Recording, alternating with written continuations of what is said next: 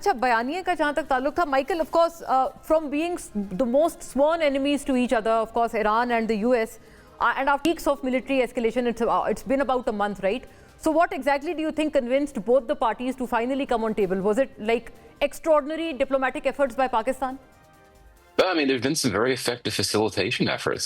You have countries like Pakistan, but also Egypt and Turkey and China more recently that have been True able that, to yes. convince the two sides that now is the time to think about wrapping this conflict up. Iran, because it's been facing the brunt of these attacks from Israel and the U.S., has a clear interest in the war coming to an end. And I would argue that the U.S., for domestic political reasons, wants to be able to find an off-ramp for an exit. You look at public opinion surveys in the U.S., about 65% of Americans oppose the war.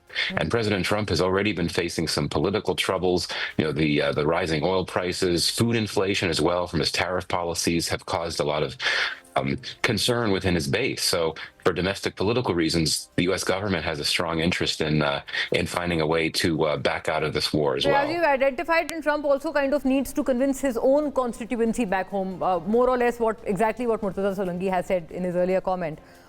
Solanki साहब, अब बहुत एक tricky situation है और ये अर्ज़ है कि आपने दो स्पॉयलर्स की बात कर लेते हैं. हम पार्टीज़ की तो बात कर रहे हैं, कुछ स्पॉयलर्स हैं. आपने कहा वो गले लगने से और मायूब किस्म की झप्पियाँ देने से ये काम नहीं होगा. क्या ये एक्सपेक्ट करना गलत होगा या बहुत ज़्यादती होगी कि अगर हम कहें कि भारत भी तो उन अफेक्टेड ममालिक में से एक था और बहुत इसका ब्रंट उन्होंने मईशत पर अपनी लिया, आम आवाम ने भुगता, लेकिन एक एक्नॉलेजमेंट या कोई रिकग्निशन, कोई ट्वीट, एनीथिंग एज सच, क्योंकि ये तो सिर्फ पाकिस्तान भारत की तो बात नहीं है, इट्स अबाउट ग्लोबल पीस. हम ज़्यादा तवक्को कर रहे हैं उनसे अगर ऐसा कहते हैं. मुझे खुद हैरानी है इस बात के जो भारतीय मीडिया और भारतीय जो हिंदुत्व वाली जो बीजेपी सरकार है, जिसको कहना कोताह अंदेशी. आप ये देखें कि जितनी पाकिस्तान की आबादी है जी उससे ज़्यादा लोग भारत के अंदर मुतासर हैं इस तेल और गैस के बहरान की वजह से. आप ये देखें कि लाखों भारतीय खलीजी ममालिक में काम करते हैं. पिछले साल 50 अरब डॉलर उन्होंने भारत को भेजे. तो मैंने तो कहा था कि जो भारतीय अवाम है वो तो दिल से दुआ कर रहे होंगे कि पाकिस्तान का ये जो अमन का जो प्रोसेस है वो कामयाब हो, क्योंकि उससे भारत को, भारत की मईशत को भी फ़ायदा है. ये इंतहाई एक बेवकूफ़ी वाली बात है.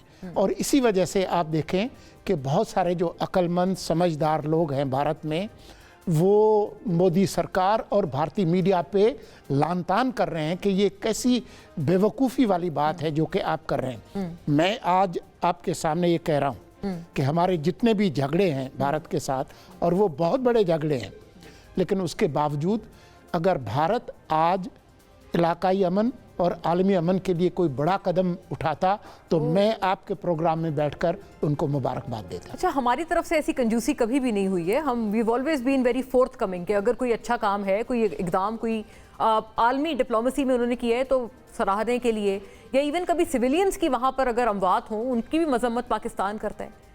वाई ये वाला एटीट्यूड वो पलट के रेसिप्रोकेट नहीं करते? ये क्या वजह है इसकी? ये एक बीमारी है, एक जहनी बीमारी है. और हम दुआ करते हैं कि भारत के अंदर वो लोग, और एक आध देश और भी है जहाँ पर ये एक इंसानियत दुश्मन एक सोच है, तो हम जो बीमार हैं उनकी शफायाबी की दुआ करते हैं. अच्छा, जिस दूसरे देश का आपने जिक्र किया उसके बारे में आपसे बहुत ज़रूरी कमेंट आई थिंक ज़रूरी होगा. But Michael, please, I'd like to keep it short and sweet with you. What if the ceasefire, God forbid, collapses? Well, I mean, clearly one of the big factors is the Israel factor. There's been confusion, or apparent confusion between the U.S., the Israeli, the Iranian sides about whether the Israeli offense in Lebanon was a part of the truce. Israel seems to think it was not, and so I think that's a key question. Of course, Iran, so long as Israel continues to carry out strikes in Lebanon, Iran is not going to be comfortable signing on to any deal. So that'll have to be something to work out. And also, again, the two sides are very close. They're not very close together in terms of positions. The U.S. has been insistent that Iran not continue its nuclear weapons program, and that is clearly something that Iran is not willing to do. So I think maybe we should have more modest expectations and hope that there'll be a resolution that leads to, for example, not necessarily a permanent peace, but an agreement to expand or extend the truce, or perhaps an agreement for Iran to open up the Strait of Hormuz in return for receiving economic and security assurances from the United States. अच्छा Michael, you said about the spoiler. Murtaza साहब, आपने नाम नहीं लिया, लेकिन वो incidentally Michael ने खुद ही अपने कमेंट में उसका जिक्र कर दिया। इजराइल मान जाएगा, इन शराइत पे आमादा हो जाएगा। एक पहला हिस्सा ये सवाल का। दूसरा हिस्सा ये कि पाकिस्तान की जो मकामी अपोजिशन है, उन्होंने अच्छा रिएक्ट किया है कि TTAP, PTI, इन्होंने सब ने अच्छे पैगाम दिए हैं कि हम बड़े पुरुमीद हैं इन मुज़ाकरात से। देखें, इस वक्त एक ऐसी सूरत हाल बन रही है जिसमें ये बात बिल्कुल मुमकिन है कि इसराइल के जो मौजूदा वज़ीर आज़म हैं, उनके मफादात और सदर ट्रंप के जो मफादात हैं, उसमें एक दूरी आ जाए। इंटरेस्टिंग। मुझे ऐसा लगता है कि जो नेतन्याहू साहब हैं, उनका जो सियासी मुस्तकबिल है, उसका इन्हिसार ये है कि ये तनाज़ा बढ़े, कम ना हो। एक जिसको कहते हैं ना परपेचुअल कॉन्फ्लिक्ट, वो उनके मफाद में है, ट्रंप साहब के मफाद में नहीं है। जैसा कि माइकल ने आपको बताया कि जो नुकसान हुआ है ट्रंप साहब को, और 3 नवंबर को वस्त मुद्दती इंतखाबात भी होने वाले हैं, जिस तेज़ी के साथ उनके जो ग्राफ है वो नीचे गया है, तो आपका जो सवाल है कि क्या इसको रोक सकेंगे, जो इसराइल की जो सरकार है उसकी जो ख्वाहिश है, उनको कोई रोक सकेंगे? मेरे ख़्याल में अगर अमेरिका चाहेगा तो उनको रोका जा सकेगा। ये जो इसराइल तैयार हुआ है कि मंगल के रोज़ पहली बार बराह रास्त मुज़ाकरात करेंगे लेबनान के साथ, वो ऐसे खुद ब खुद नहीं हुआ। और ये जो मुकामी अपोजिशन के हवाले से मेरा अर्ज था, have they reacted maturely this time around?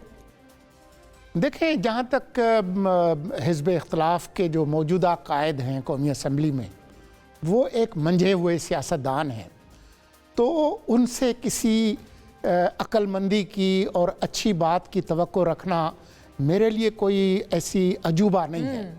असल बात यह है कि जो दूसरी सरकार हैं जो के अंदर हैं, वो क्या कहते हैं, उनका कोई मौक़िफ़ सामने नहीं आया। उनका एक्स पे बड़ा अच्छा PTI के ऑफिशियल सोशल मीडिया से बयान आया है। हाँ, वो आपको पता है कि वो उनकी तरफ से नहीं है। अच्छा, वो उनकी तरफ से नहीं है, ये आपको उस पर डाउट है? जी।